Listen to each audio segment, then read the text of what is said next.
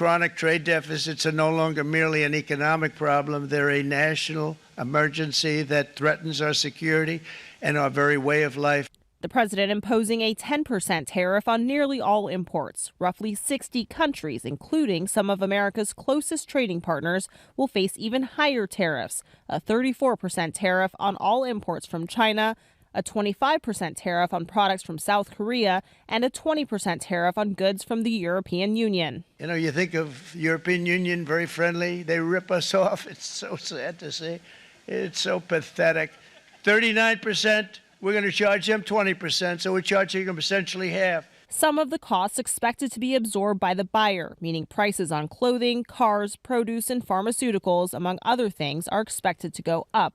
So I'm going to bring in senior business correspondent Christine Romans now to break down what all this means for American consumers. Yeah, this is exactly what the president has been promising, an aggressive stance against countries he feels are ripping off the United States. You're talking about a 10% baseline tariff on all imports crossing U.S. borders, crossing ports coming into the United States. That's the baseline. That would start April 5th at 12:01 a.m. And then on top of that, higher tariffs for about 60 countries that he calls the worst offenders.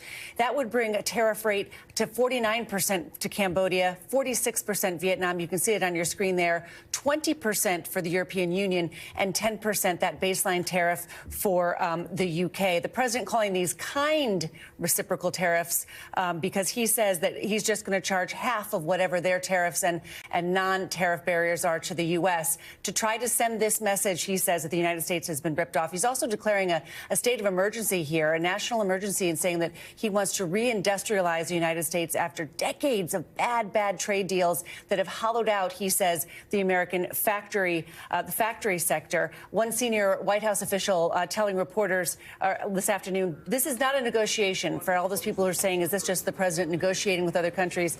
This senior official saying it's not a negotiation, it's a national emergency. This will be money coming into American coffers. All right, the president about to sign an executive order. We assume it's the one covering everything we've talked about here. But let me ask you about these other countries now.